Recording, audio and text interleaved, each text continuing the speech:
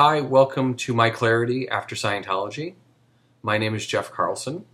This will be the intro video, which we will go over quickly some of the things we'll be going over in this series of videos. I hope to... I have a few stories to tell, so there could be a number of videos that I'm going to do. I will not be doing any interviews with anyone, meaning that I will not be the person doing the interviews. So you won't have any of those. What I will be doing is telling you some stories about my experiences within the Church of Scientology. Just a quick bio of me. I got involved in Scientology in 1993. Actually, literally just after the win with the IAS, or when the Church of Scientology got their tax exemption. I got involved realistically probably a couple days after the event. My mother got me into Scientology. She joined staff for the Church of Scientology of Buffalo in, I believe it was 1987. She went to Flag and trained as a Class 4 auditor.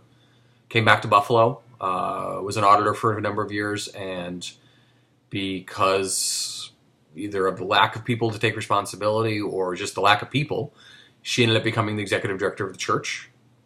So my involvement with the church has been since about 1987, but I got involved in 1993.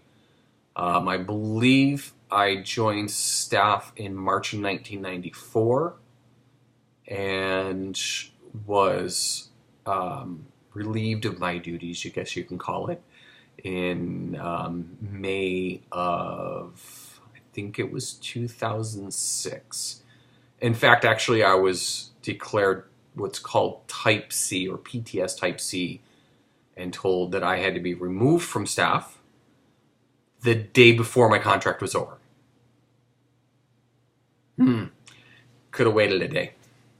Okay, so there's going to be things like that. I'm a bit outspoken. I'm like to make jokes about things. We'll probably be labeled a joker and degrader for this, but okay, whatever. Don't care. Okay, so why I joined staff, like I said, I believe it was in March of 1994. My girlfriend, who then I ended up marrying, joined me a few months after that, and we went out to Flag to train to become the supervisors and word clearers for the Golden Age of Tech program. So I think I have my dates right. Yeah, because we went out in January of 1995. And the program really there down in Flag didn't really get started until probably June of 1995. But I'm kind of going a little bit ahead of myself. So again, these videos are going to be my experiences that I had as a Scientologist. And with really the end phenomena of this, what we're supposed to get out of this is that you can be on staff and go through what you go through as a staff member. But when you leave staff, life is really not that bad. The first couple months are a little spooky. You've been working full-time with the church for a long time. I happened to work at one of the churches that you basically worked from, I think 8:45 in the morning until by the time my tenure was up, we were there until 11:30 every night. And that was Monday through Friday. Eventually the weekends were usually from 9 to 6, which then turned into 9 to 11. So we worked a lot of hours for a lot of years. And, getting back into the WOG world was a little bit of a blow to me. It took me a little bit of time to get used to things, but I've gone from making the salary of a staff member, which was pretty much nothing, to living in a fairly good sized apartment in New York City, and I've been here for a number of years now. When I left, my wife did not follow me, so I have since remarried, which is, I'm a lucky guy. She's a great girl, and she's put up with a lot of my complaining or my stories or whatever you want to say. She's been very patient with me. When she was a little nervous that I was going to do these videos, but I reassured her that we're going to be fine. So what I would also like to do is anyone who leaves comments, please ask questions.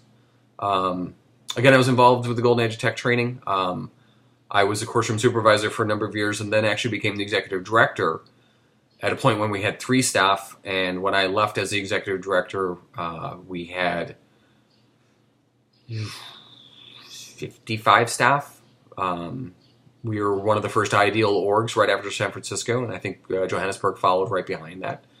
So I went through that whole experience. In fact, I actually was told that Buffalo was the catalyst for the whole ideal org scene. So I've got a lot of stories about that because there's a lot of things I questioned. My doubt in Scientology really started about the 2003-2004 time period when things just started getting a little odd. And, you know, obviously the inevitability was my leaving was going to happen. The obviously big thing is that I was married and I loved my wife and I did not want to live my life without her. I wanted to grow old with her. And things just didn't work out the way they were supposed to be.